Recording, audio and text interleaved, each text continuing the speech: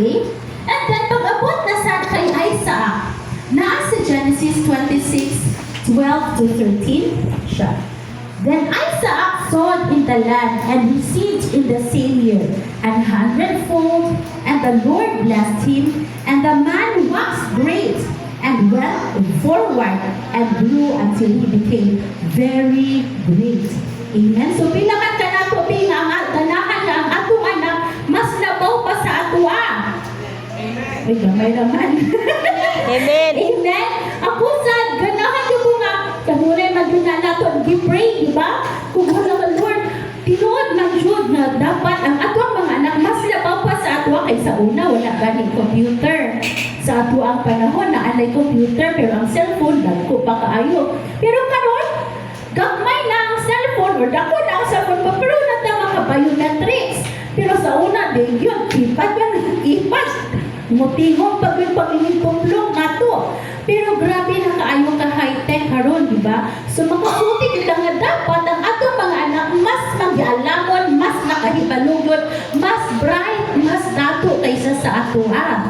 Okay? Labaw na pwede na din na sila musulod sa kanang trabaho, pwede na diretso na sila ang balay, mag-virtual assistant sila, mag-online selling sila, di ba? Gikan sa ingani pa lang ang panahon sa ato ang kinabuhi mo kasulti jud nga dapat malambuon na gud ang ato ang mga anak. Dili sila magpabilin kung unsa ta sa una. In fact, sa una wala pa saktong dalan, maglakaw pa ta.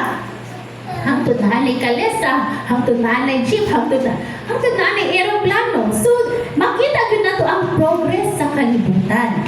Amen? Pero kani siya nahitabo, okay, sa life na sa ni Jacob. Sa Genesis 30:43. And the man increased exceedingly, and had much cattle, and maid servants, and camels, and asses. So, unsa man ang common sa ilahang tulo? Nga ang haysan mao ang atoang ipasa sa atoang anak para dili sila magpabilin nga rich lang. Kung dili mag-prosper yun sila, mag-flourish yun sila. Okay? In Genesis 12:1, the Lord said to Abraham, "Get thee out of the country, and from thy kindred, and from thy father's house, unto a land that I will show you." Okay? Yahan ang gimando kang Abraham. Gibuhat ni Abraham, wala. Si Tita rin tawag. Gibuhat ni Abraham ang mando sa Ginoo. Amen. So, ako na sa Genesis 26:1 to 3. Genesis 26:1 to 3.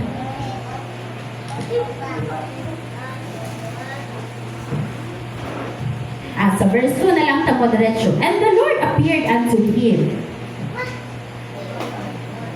and said, "Go down into Egypt and dwell in the land which I tell thee of.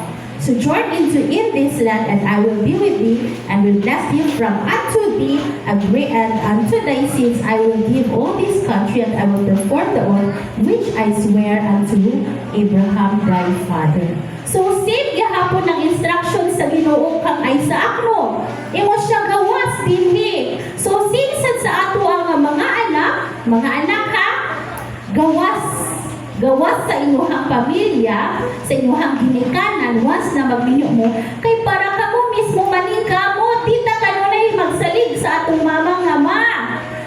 Wala ko'y panghuan, wala ko'y pangingani, wala ko'y hanga kaayoy para sa ginikanan na nag-atiman pa ta sa atong kinamanghuran, pagkatapos na apat ng atong kinamaguwangan, apil na yung asawa, apil pa iyahang anak,